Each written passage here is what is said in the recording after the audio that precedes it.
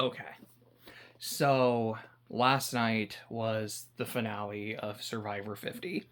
And from what Jeff was saying, the next season is going to be the start of the open era, which means Survivor 50 was the close of the new era. For better or for worse, I suppose we'll see come 51 and onwards.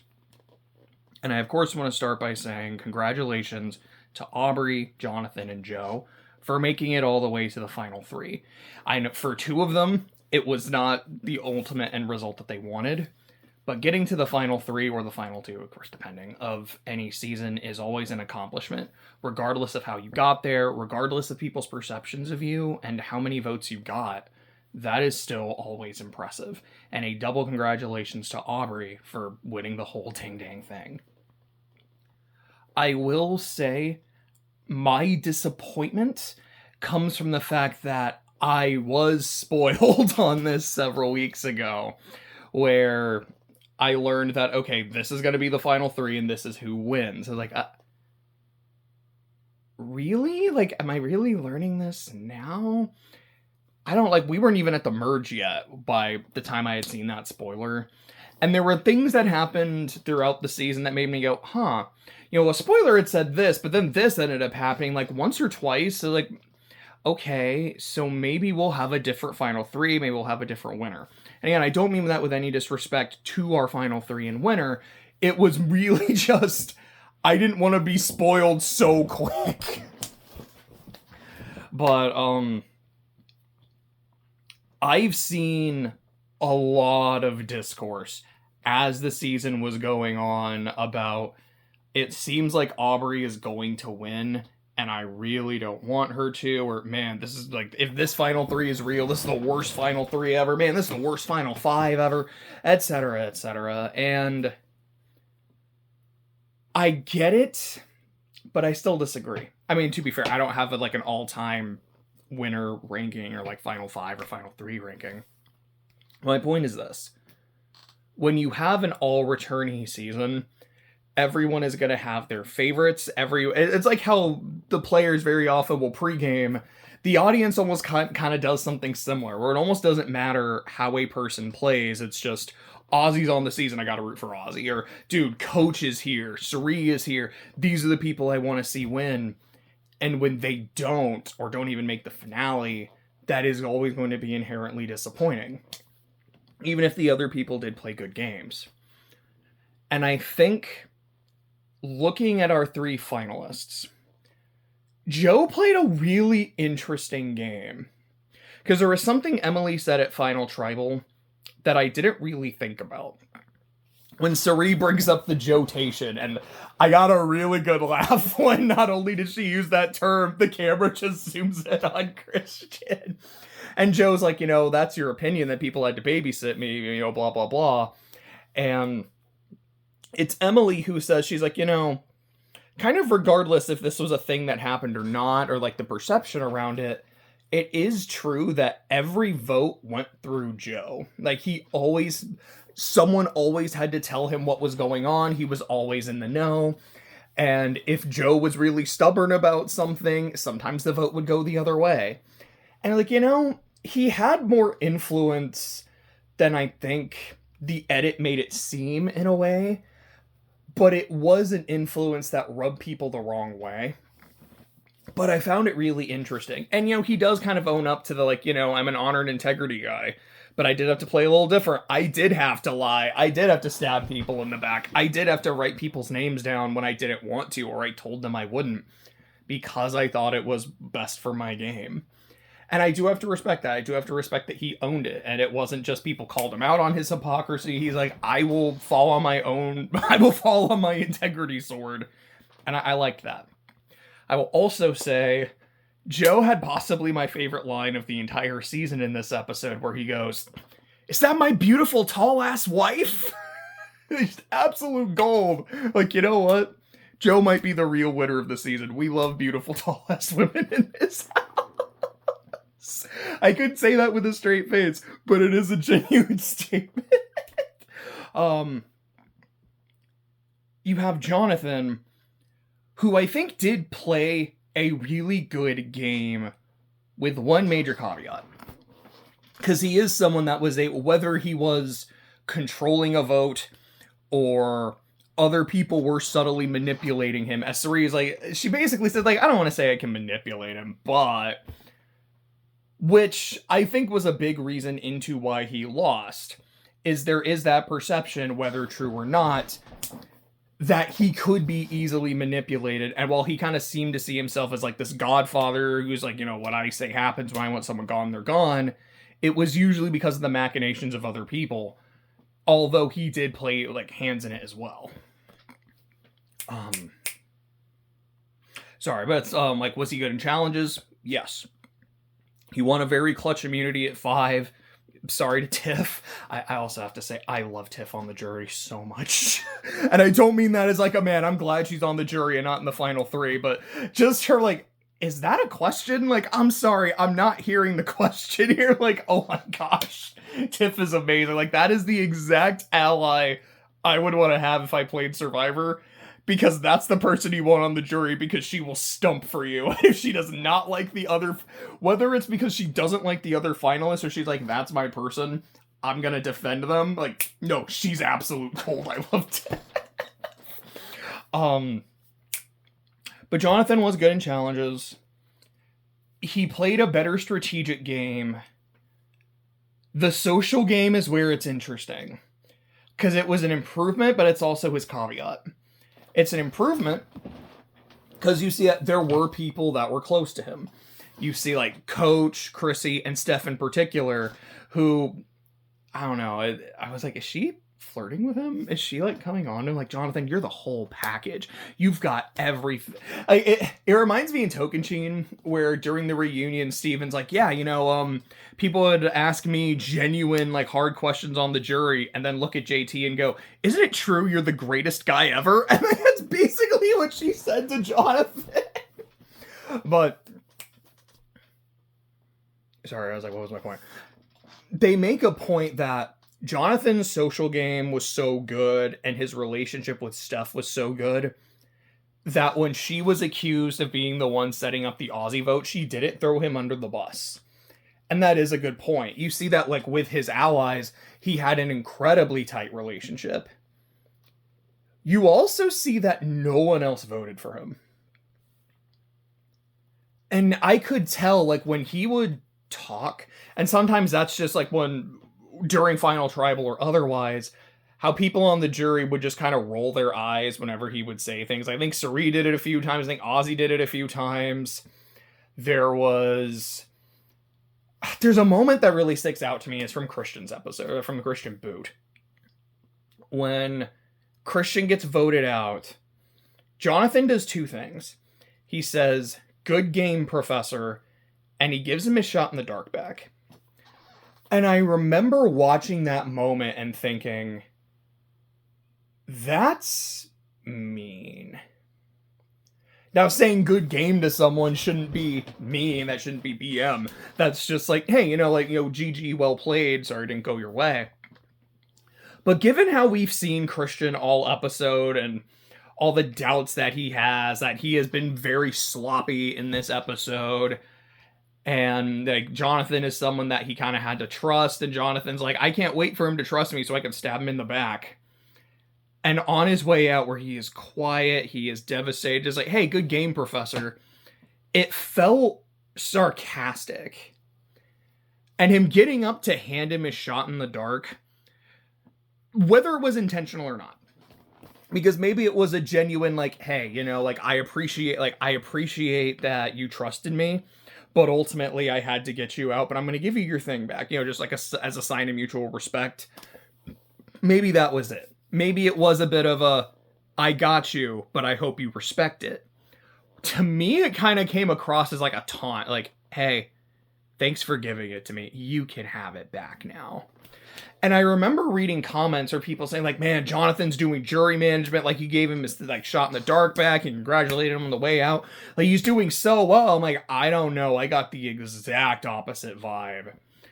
And I also remember during, I think it was the Mr. Beast tribal, when there's kind of a scramble, people don't really know what to do, and Emily starts talking to him, and Jonathan's like, you're so full of it. you see the way he talks to the people in his group and the way he talks to everyone else. And I think that did rub people the wrong way. Whether they explicitly just thought to themselves, I don't want to vote for him because I don't like him because he rubbed me the wrong way. If it was, I've been really close to Aubrey for a really long time, so I'm giving her the win, or I think Aubrey played a better game, whatever the reason, genuinely, those are all valid reasons. Especially on a returnee season, you have to understand that relationships exist and are part of the game. And you want to make sure the people sitting next to you are the least connected people out there, man. So there's an argument that, yeah, they should have gone with Aubrey at 5 instead of Tiff. I mean, clearly she won Final Four immunity and then won the whole ding-dang thing. And maybe Tiff still wins. Maybe Jonathan and Joe just never stood a chance.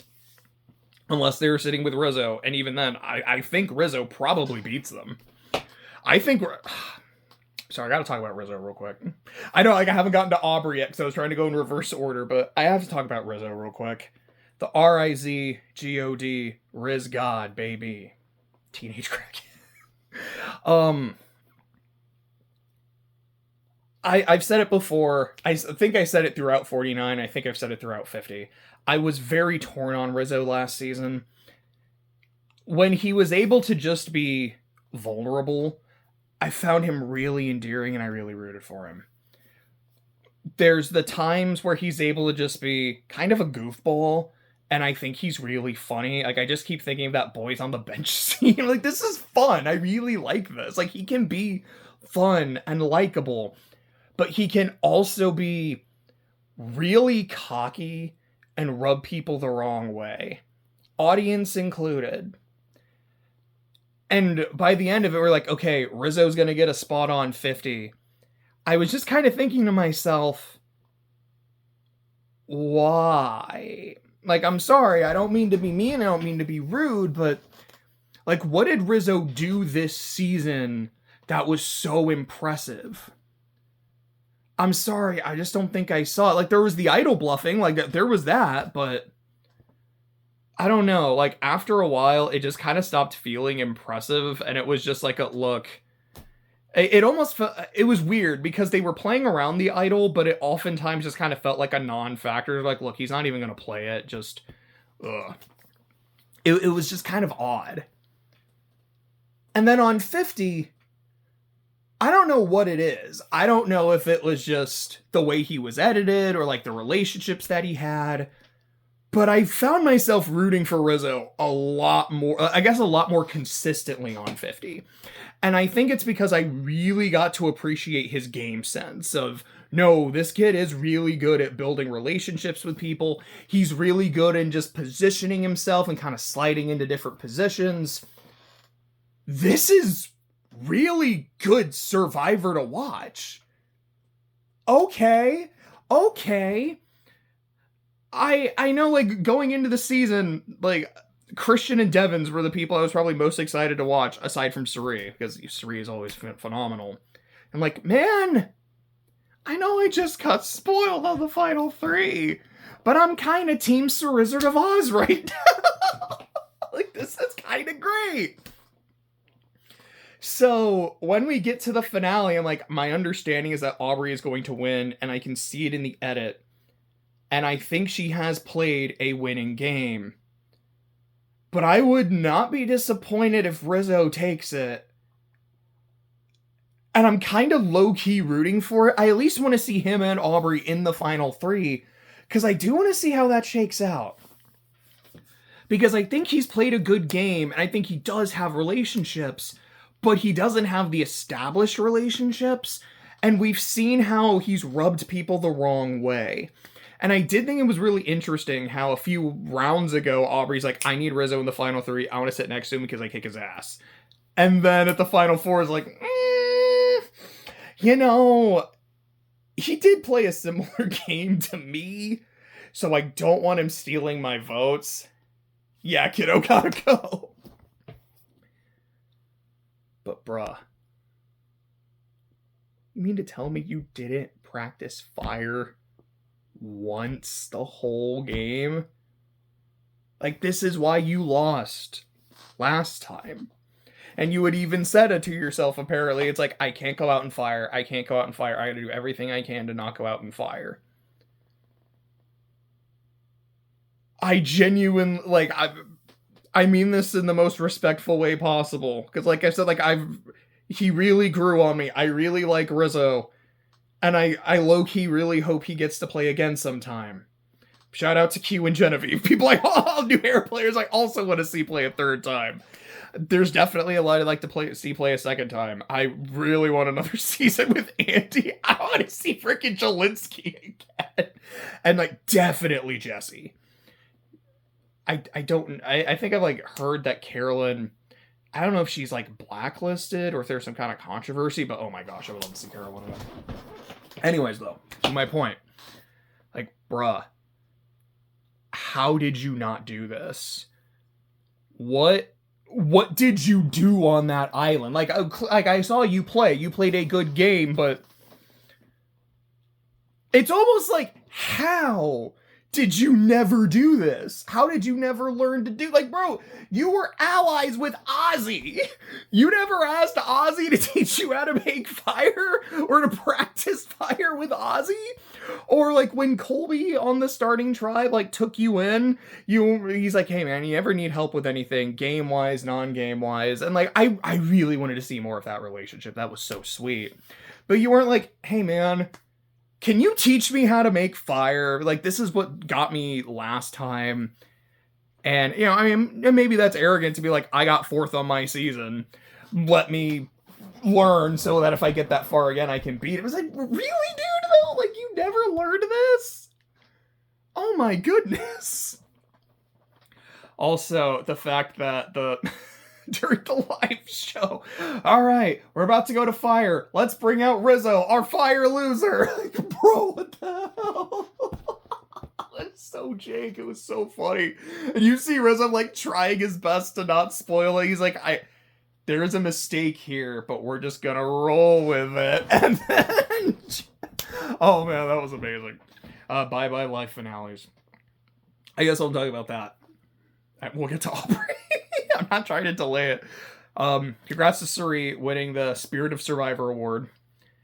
I'm so sorry to Ozzy for winning the We Love You But Play Your Dang Idol shirt. That just felt mean. It reminds me of in Ghost Island. We're like, Dom, we're gonna give you a present, and it's just a picture of him and Wendell. And I'm like, it's a little, like, it's a little mean, but it's mostly like some tongue-in-cheek fun. This felt mean. I remember seeing a comment. It was like, hey, Stephanie, how does it feel to be an inspiration to people everywhere? Hey, Suri, how does it feel to be absolutely goated? Hey, Rizzo, you know, it sucks the way you went out, but people really like you and you're great. Hey, Tiff, don't you want to play Survivor for a 3rd time? Hey, Ozzy, why are you so dumb? Like, that's how that felt. Also, congrats to Suri for also winning that CEO award. Like I said, I was like, I could see it maybe going to Devon's, but it's probably going to be Suri, and I think that is absolutely deserved. But let's talk about Aubrey. Let's talk about our winner. I do think she is a good winner. I don't have a tier list. So there's a chance I might, if I were to ever do that, be like, okay, you know what? I don't have her as the highest tier winner, blah, blah, blah, blah, blah. But here is my stance. Survivor, for better or for worse, is a game about, it's something that Aubrey even says, it's about timing. It's about peaking at the right time. Because if you are playing too well too quickly, you are going to be a target. And you are either going to be voted out, or you're going to be used as a shield for someone else to get further and cut you when they can. Like, when it's safe for them to do so. So, Aubrey coming in and saying, I know my perception. People see me as, you know, very, like, intelligent, very smart, but very shady, very in the middle, quote unquote.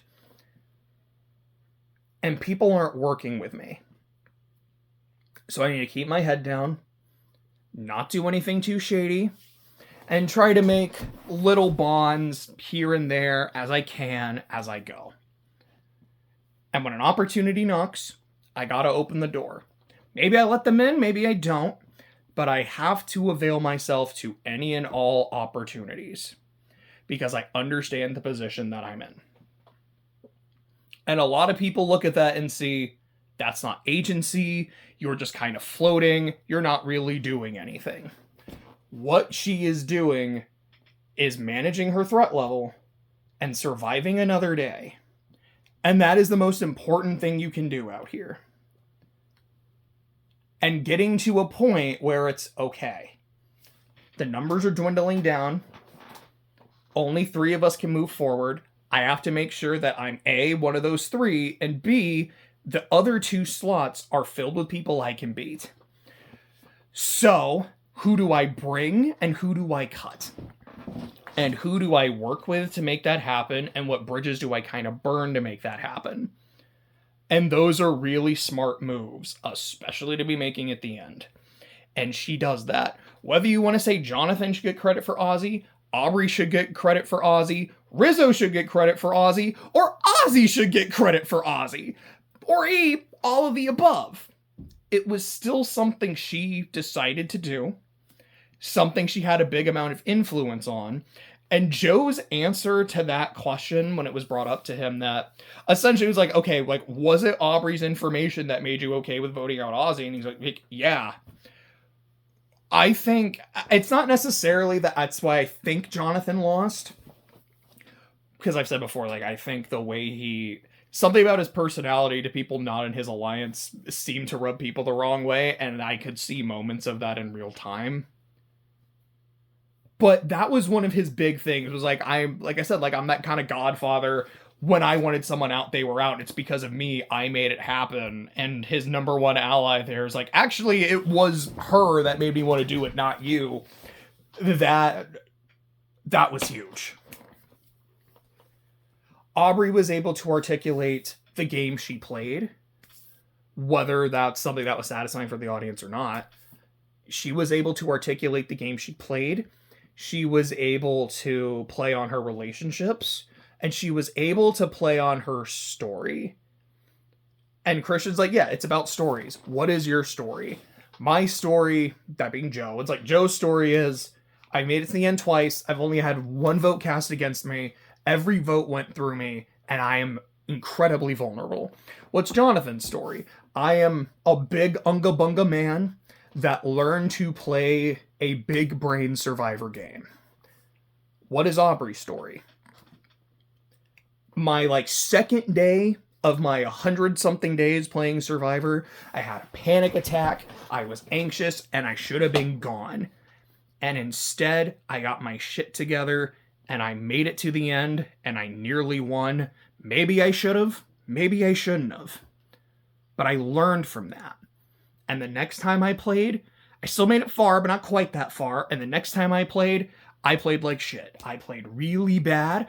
So I've had highs and I have had lows. But every high and every low is an experience that I learned from. And what I learned is, bring it back to the theme of original season. It doesn't matter if you're beauty, if you're brains, or if you're brawn. You can win this game. And I know I can do that. She was able to best articulate what her story is. I think she was also able to best answer the questions. Because I think it was the first question was Coach asking, and I thought it was actually kind of a neat question, is what is a value of yours that you have outside the game that you had to compromise in here? And Joe's like, for me, it was my integrity, because I understood that to play 50, I'm gonna have to lie. I'm gonna have to stab people in the back. And then Aubrey's saying, for me, it's my fear of hurting people in relationships, because I understand this Survivor, to get far, I have to be okay with hurting people and stabbing them in the back. So a similar answer, but still kind of different. Jonathan's answer was, it was a good answer, but it was terrible. How do I say this? He didn't answer the question, but he articulated his game, because he wasn't like, oh, this is what compromise. This is what I had to blah, blah, blah. It was just my game evolved and I tried to play a more all-around game, better game. Which, again, like, he's advocating for himself, but he's not answering the question. And I just remember that, because maybe it was just me noticing that, but I felt like some of the jury members were also just kind of like, okay, like, you're advocating yourself good, but you're not answering the question, dude. What the hell? I do remember there was a point. Was it Ozzy's question? I don't remember what Ozzy's question was off the top of my head. But someone commends Aubrey for the way she played the quote-unquote middle, and then Jonathan, who accused her of playing the middle all games, like, well, can someone explain to me what that means? I'm confused. And it very much came across as like, I'm confused as to what you see in her. Please articulate that to me. And again, I felt the jury just kind of go like, really? Okay. And again, I think it was Ozzy, but someone's like, okay, well, this is what she did. Like, she was able to connect to different groups, float around from group to group as needed, which worked. And, for someone who was so concerned about the middle, the both of you were sitting on opposite ends of the middle. Like, I loved that. But, that was the finale. I'm sorry, I didn't really say much about Tiff. Her reaction during her last tribal council was pretty fun. Just like, look, I know it's me, and they can say whatever they want. They can say don't take it personally. I'm kind of going to take it personally. I'm mad that I'm the threat, but I guess there's nothing I can do. Dude, that challenge was that close. That is crazy. We were that close to someone else winning the season, because Aubrey would have been gone. And I don't know if Tiff would have clutched out in some motion. I don't know if Joe would have won, and like, she beats Rizzo in fire and wins the whole thing. Rizzo beats her in fire, gets his redemption, and then wins the whole thing. If Jonathan does beat Rizzo, if Joe somehow beats both of them, I don't know. It's just crazy. And that's one of the things about Survivor, because I think Aubrey does say it as well. It's like, look, to win Survivor, you need some luck, because it happens. Sometimes literally with some of the Mario Party shenanigans. It's like, you need to be lucky at points. Oh, that does remind me of another bit that made me laugh, where Jonathan's talking about what happened with Dee. And essentially what he's saying is, like, I wanted Dee gone because of, like, I voted out Camilla because of what happened with Charlie. And me losing Charlie hurt. And Dee and Camilla were both in on that, and they betrayed me. So to me at that point, I needed to cut both of them. We were done. And I cut Camilla to get rid of her and to get that revenge, but also I knew that Dee would be upset and that she would blow up, and it would lead to a whole thing, and that would lead to her going. Which, more or less, seemed to be, like, from what I remember, it's like, that seems to track. I don't remember if it was his plan for Dee to, like, have that big fight, like, public fight with him and Coach, or if it was just I'm just going to let this happen and let the heat fall off me and let Dee and Coach battle it out. But I remember Christian being like, wow, so, like, you planned that? Like, you planned Dee blowing up and everyone turning on her? Yes. Wow. And I could just feel you're so full of shit. I don't believe you. Whether that is genuinely what happened or not, Survivor is a game that's all about perception. Even if you are telling the truth about what you did, do people really believe you? But that was the finale. So how do I feel about 50 as a whole? I don't know. I remember when the cast was first announced, I had this sense of, really? This is it? Because there were some people I was excited to see, and some people I was like, I mean, I like you fine, but I don't know. And then some other players where I was like, I really like you guys. I've seen you play Survivor a lot, and, like, it's 50, it's this big returnee season, that's cool, but, man, there's some people I like that haven't even played a second time. Really? But, like, partway through the first episode, I was like, this cast is perfect. I am enjoying all of these interactions. This is so fun. Like, I feel like I'm watching a sitcom, and I don't want to lose anybody. Like, I don't want to watch the game, I just want to watch the comedy. But as it went on, I feel like I enjoyed the cast. I enjoyed a lot of their human moments, whether it was emotional connections or just ruminating on their story in the game, or just, again, some of the kind of the fun sitcom stuff. I was enjoying the gameplay a lot as well, particularly in the pre-merge. But then the merge hit. And the merge should have been incredible. And for me, there were some fun moments, some like really incredible moments. But it was just twist after twist after twist after twist after twist. And I just kept thinking to myself, I want to see these players play the game rather than the game play them. Like, I don't want to, because I just keep going back to the Mr. Beast thing and how we had so many potential things of what could have happened at Tribal Council, and if that coin came up tails, none of it would have mattered. And I hate that conceptually. I hate that conceptually someone had to flip the coin. If you didn't have to, and it was just, it's here for tonight and tonight only. If someone wants to, you can. If no one wants to, we'll just have a vote. I think that would have been perfect. It's high risk, high reward, all agency, rather than someone's going to have to, we'll draw rocks for it. Hate it. Absolutely do.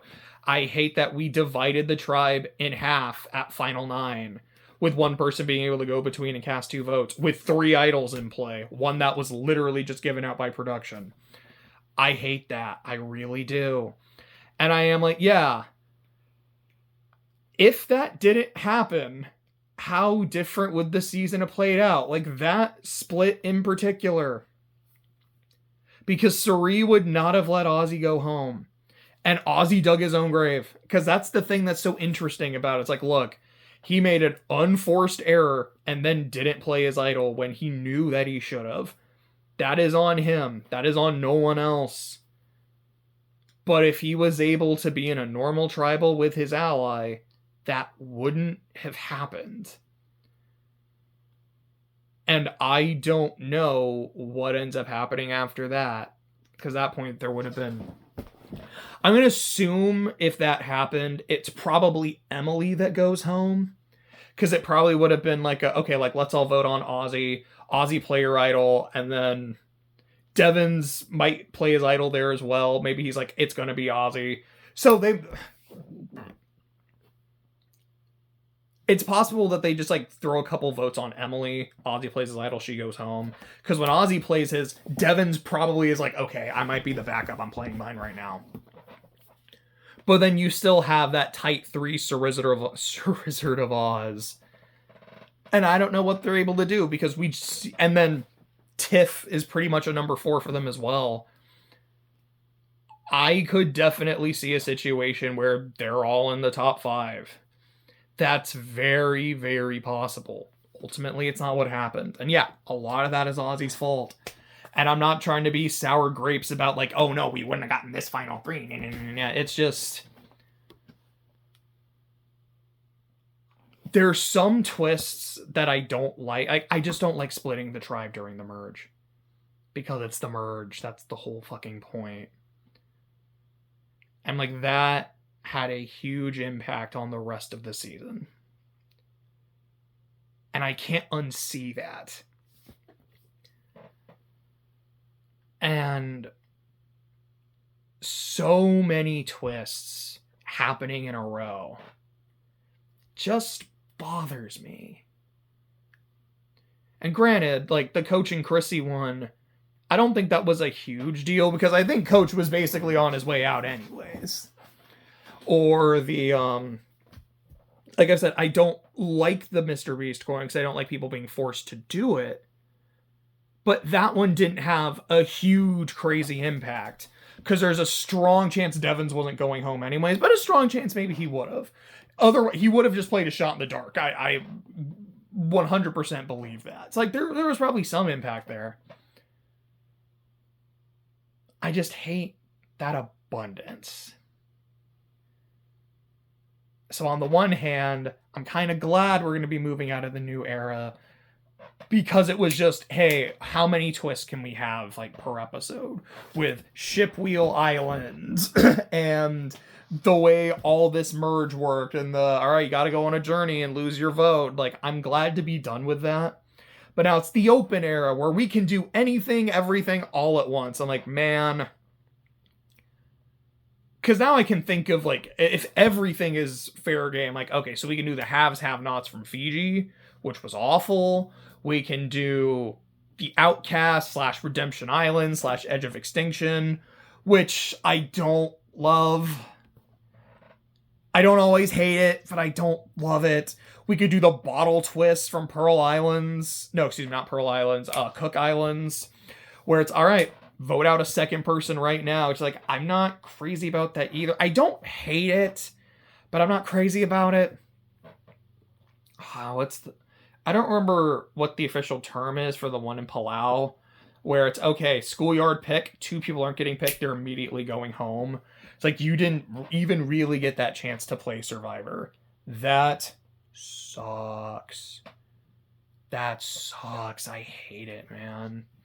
There's twists that I think are fine. Or like the hourglass twist. Oh my gosh, I hope that never comes back. But there's some where I'm like, I don't mind this. And there's some where it's, I don't mind this, but not at this point in the show. And there's some where I'm like, okay, no, this one's fine. I like this. Like, I love swaps. Genevieve got swap screwed. Colby got swap screwed. Hate to see it. But I love swaps. I love idols. Dude, I really like the birdcage idol from, was that 44? Yeah, I think Tika 3 was 44 because Gaylor and Cassie was 43. Yeah. Where it's, everyone can see it, so they'll know when it's gone and like when someone has it, whether they know who has it or not. That's such a cool idea. I kind of wish they brought that back. Like, that's what the Beware part of this Beware advantage is. The idea of a Beware advantage. Like, there's a high risk, high reward. That I like a lot. I don't like the passwords. I think that was a terrible idea. The fact that my idol and my vote is tied to other people on other islands. Terrible idea. But if it was just you have to say a special phrase and it's activated, but other people who have the idols will hear the phrase and know. I guess what I'm saying is the passwords aren't an inherently bad idea because it does give you knowledge of other people. I just wish it was, I said my phrase, I'm good. I don't have to wait for everyone else to do it.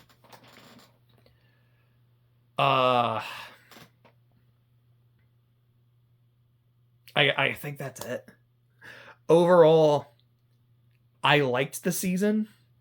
There are definitely parts that I loved, but a lot of parts that left me feeling more frustrated than hyped or excited.